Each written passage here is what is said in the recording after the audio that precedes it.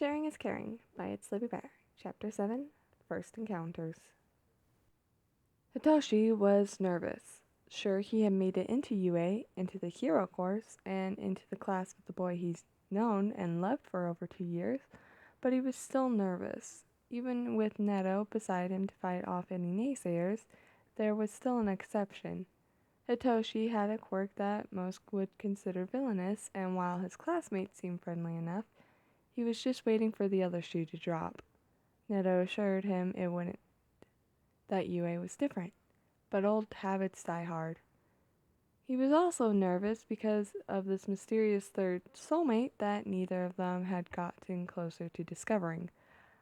Both of them had to be extremely careful not to use the quirk accidentally and break something, but they had a pretty decent grasp on it after a week of practice and knew what it felt like. It was a tingle, a rush of strength and power, and its rejuvenating energy. To be frank, it was incredible. By their thoughts, they were probably getting a powered down version of the quirk as opposed to a shorter time period, since it seemed a pure emitter quirk like theirs, so they didn't need to look for specific transformations or mutations. The first day had been fine. Orientation had been long and boring, and apparently the other hero class hadn't decided to show up, much to the consternation of Vlad King, their own teacher. Netta was sure to sneer about it, cementing the idea of Class 1A being stuck-up losers. Hitoshi knew that, just like his own habits, this is one of Netta's. The second day was also largely fine, going over safety procedures, and after lunch they had a heroics exercise. Based on the couple destroyed buildings, one slowly melting, the other looking like it had been the inceptor of a bomb, 1A had apparently done the same exercise before lunch. Vlad was quick to take in the damage and demand an explanation from All Might. That had been pretty funny, honestly, watching the number one get reamed about safety and get forced to change the exercise so it was less dangerous. One of the kids had ended up in the infirmary for the whole day apparently, and Vlad was not pleased about that. Then came the day of the break-in, which its too loud alarms and crush of crowds, and Hitoshi honestly freaked out a little too hard, but luckily, or unluckily, if you ask Neto, a few of the 1A kids had managed to calm the crowd, informing everyone by yelling over their heads that it was, in fact, just the press. Then the day after happened. It started out as a normal class, but then the PA system came on and Nezu's voice filled the school. Response Team Alpha, report to the USJ immediately. Vlad had blinked but for a moment before bolting out of the door with a cry for none of them to leave the room, and the whole class had been left in silence. Okay, Subaraba muttered. What the fuck? Kodai hummed. Response Team Alpha. That means the first and most important one, right? But what's the USJ? Tetsu scratched his head. Well, Kendo bit her lip thinking. I'm pretty sure that stands for one of UA's off-campus training sites, the unforeseen simulation joint. I don't remember much more than that, though. Iwaz instantly took out his phone and with a couple button presses had the answer. It says it's run by the Hero 13 and it's specialized in rescue. You think something happened there? Kendo tapped a fist into her palm, eyes widening. I remember! I heard we were going to do the rescue training there tomorrow. Komori fiddled with her skirt. If they're sending a response team, does that mean something bad happened? Wait a minute. Everyone turned to look at Hanaki, whose face was slowly dawning in shock. If we were supposed to go tomorrow, does that mean 1A went today? And they're caught up in whatever's going on at the USJ? Setsunu visibly stiffened, and Hitoshi heard her hiss, Mizu. Neto scoffed. Anything 1A? Ni. Hitoshi was almost surprised he had spoken, but something about this wasn't sitting right. If they had to send out Vlad, even if we don't know who else is on the response Team Alpha, we know it's bad. Let it lie. Neto blinked, but slouched and deflated for all he was scowling. Kendo bit her lip. For now, since we have no news, all we can do is schoolwork, I guess? I hate to think what could be going on to warrant teachers to go and assist. They have at least 13 in their own teacher, right? That's two pro heroes. Kamakiri sighed. Not much we can do about it since we can't leave. I guess we just wait for news. And 4 hours later, they got it. Ni, are you sure this is a good idea? Neto rolled his eyes. No, not really. But I'm sick of them thinking they're better just because they're slightly higher up in the alphabet than us. If our declaration of war is enough to shake 'em, they aren't worthy of being here. Plus, he felt more than saw the grimace his soulmate gave, but the other boy nodded. Yeah, see if we can find them, I know. Of course, the two of them weren't the only ones going to hound 1A before they went to lunch. Half the class and Gen Ed students besides were there to scope out the competition. The class who had fought villains and come out unscathed, barred the teachers and a single student, identity unknown for privacy reasons. Sure, any UA student willing to put in the effort could figure it out, but neither Neto nor Hitoshi wanted to bother unless it was absolutely necessary, and right now, it wasn't. The door slammed open, and it was only Neto's firm grip on Hitoshi's arm that kept him from taking a solid step back.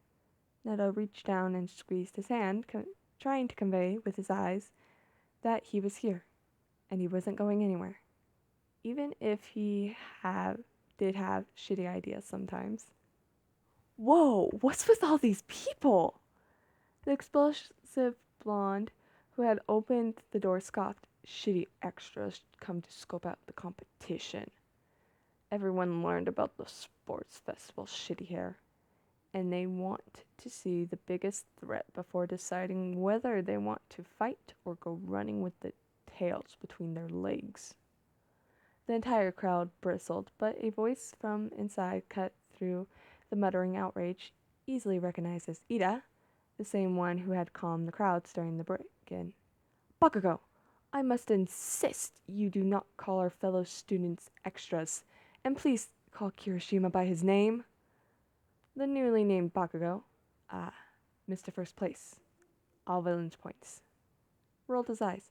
I'll call him whatever the fuck I want, classes. I guess the rumors were right. Neto was speaking before he could even process the words coming out of his mouth, feeling Hitoshi grip his hand a little harder to try and prevent him from saying something too caustic. 1A is full of stuck-up bastards. Bakugo scoffed. Not stuck-up if the reputation is deserved. Neto narrowed his eyes. Deserved? For what? Fighting villains? Having a flashy quirk? The boy shrugged, smirking. What can I say? Some people are just built for heroics. Not sure a Class B loser would understand what it's like to be born great. Before he could stop himself, Neto lunged forward to tap Bakugo's face, the most easily accessible skin, and managed to clip the boy and grab his quirk before the other lunged back, snarling. Hitoshi did his best to pull him back, but he just examined his palm in fascination, popping off a few of the trademark explosions. Well, he sneered, I can see how this might make people think you're hot shit, but anything you can do, I can do better, you know? He glanced up, but instead of seeing shock or anger, like he was expecting, he saw something that threw him off. Vicious glee. Bakugo quickly glanced down at their still joined hands, shadowed as they were by the press of the crowd, and chuckled darkly. Figures. On the one day the shit stain isn't here. Bakugo straightened and gave a predatory grin. Try your damnest, copycat motherfucker, because I can and will stomp you into the ground, and I will relish doing it. And that goes for any of you fuckers. His eyes flickered over the crowd. Who think you have what it takes to take me on? You have 2 weeks to prepare. Use them fucking wisely before I break your teeth on national television. Without another word, he manhandled his way through the crowd, leading to several shouts of anger that were completely ignored by the blonde. But the redhead trailing after definitely threw out several apologies, calling for Baku to wait up for him, and slowly the crowd dispersed, dissatisfied with the confirmation. But there wasn't much else they could do. Neto let himself get tugged away, playing the reaction over and over again in his head. So, was that a good idea? He knows something. Hitoshi raised an eyebrow. What gives you that impression? Neto looked the other boy in the eye. Toshi, has anyone ever reacted even remotely positive to see me copy and use their quirk? Anyone. Especially when I don't ask for permission first. And just take it? He watched Satoshi's eyes narrow, not really looking at him as he thought about it. No, you haven't. And I haven't either. People are either scared or creeped out or angry, but never, ever happy. Hitoshi snorted. I don't know if I would call that happy. Neto bit his lip. I don't know what he knows, but it's something, and I don't like it. Well, Hitoshi said slowly, he's a dick. He could just be fucking with you. Do you honestly believe that? Hitoshi looked troubled, staring back down the hall to where the crowd had been inside. I guess we'll just have to keep watching. Neto followed his gaze, playing the memory again. Yeah, we will. Izuku woke up in pain, which made sense, and also on his stomach, which, okay, actually, that also made sense. He blearily opened his eyes, finding his head tilted to the side so he wasn't smashing his nose into the pillow, and took in the room, or at least what he could see. Immediately, he knew he was in the hospital, what with how white and sterile it looked and smelled. He hadn't even known white to have a smell, not like the color green did. You could fight him on this. Green had a smell.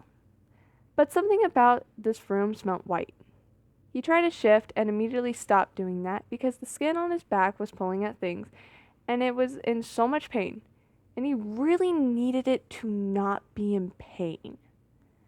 He could hear his heart rate monitor pick up a little, but he managed to take a few shallow breaths to calm down. Still, in about a minute, the door opened and a nurse walked in.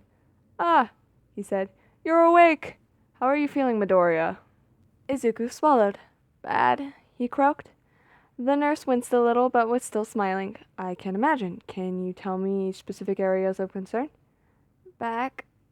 Yep, he nodded. That makes sense. Your back was badly burnt and cut up. It's much better looking now, but a session with Recovery Girl should fix that, now that you're awake. Couldn't do it before because of the quirk's drawbacks. But modern medicine is great, so we patched you up pretty well. Still wouldn't recommend trying to move. Is there anything I could do while I tell the doctor you're awake? Izuku swallowed again, noting how sandpaper dry and scratchy his throat felt. Water? The nurse smiled softly. Sure thing. Be right back. Maybe 30 seconds of silence passed before the doctor swept into the room. She immediately went over to his side and checked his back, something he couldn't really see, and looked rather stern through her glasses.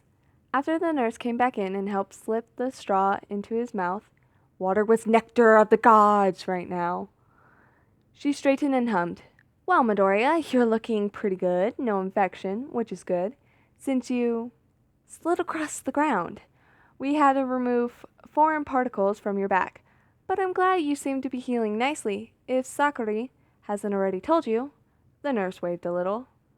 Recovery Girl will be coming to speed the healing process by several weeks. All care has been paid for by UA, so no worries there. Are you up for receiving visitors? Izuku blinked, then nodded lightly. She nodded. Right, there are a few people here to see you, including your mother. I'll mark you as clear for visitors.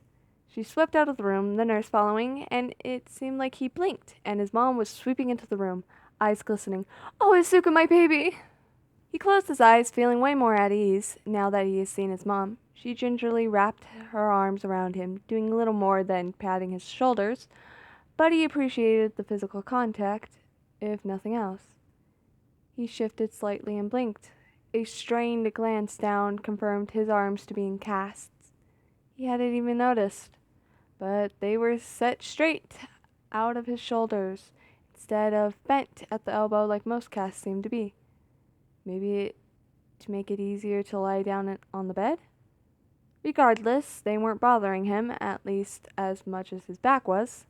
He didn't talk much, throat still a little dry, but smiled at the right moments as his mom talked about how worried she was, about how she had heard the news, about how Mitsuki had been fretting even though Katsuki was fine, and how school was canceled until Monday, which was apparently tomorrow. He flinched a little at that.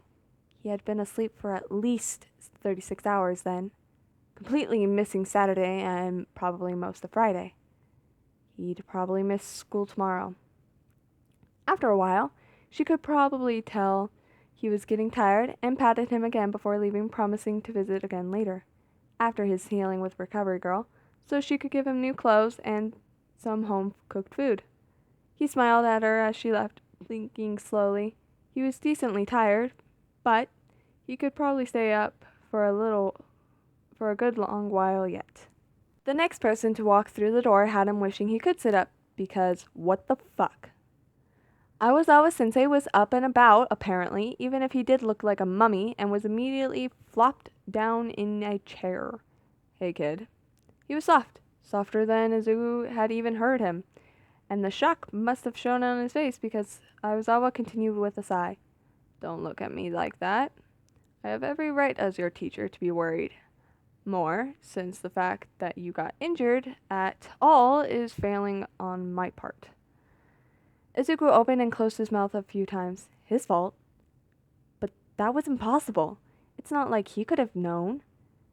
And he was fighting so many villains and thugs in the main plaza. He was doing all he could. I know it might seem ridiculous to think I could have done more than I did, especially seeing how beat up I got. It was said wryly, but Izuku couldn't help but wince. But it's still my responsibility as your teacher to keep you safe, and I didn't do that. They sat in companionable silence while I was all muled over what to say before the mummy man sighed. I promise that this will never happen again. Not if I can help it. Nezu's putting in more security as we speak, if he hasn't already finished. And they will never get on campus ever again. The door burst open, and a man with long blonde hair in a loose bun burst in, already yelling at his teacher and taking Izuku completely by surprise. Shota! What are you doing out of bed? You're gonna give me an aneurysm! I was off aside and simply extended a bandaged hand to the bed. The stranger blinked and suddenly Izuku recognized him. Mike? The gaze that had just been furious and directed at his teacher turned soft. Hey there, kiddo, but just Yamada will do fine, especially when I'm off duty. Good to see you're awake. He immediately turned back to the mummified man. But you, on the other hand, need to go back to bed if you even want to think about walking out of here and to UA tomorrow. And don't try to tell me that you aren't going to go. I've met you. I hope so, Hazashi. Yamada rolled his eyes and gently but forcefully picked up the clearly still injured man, ignoring the grumbling, and gave Izuku one last smile. Don't follow his example and actually stay in the hospital as long as the doctors want you to, kiddo. He carted the man out of the door, and once again, Izuku's hospital room was quiet. He knew when he was in less pain and on less meds, he would totally analyze the hell out of why Present Mike and Eraserhead were so close, calling each other by first names, and so obviously familiar with each other, but for now, he was way too out of it. The short figure of Recovery Girl swept in later, and with a kiss, he was out. Hopefully he wouldn't miss anything too important on Monday.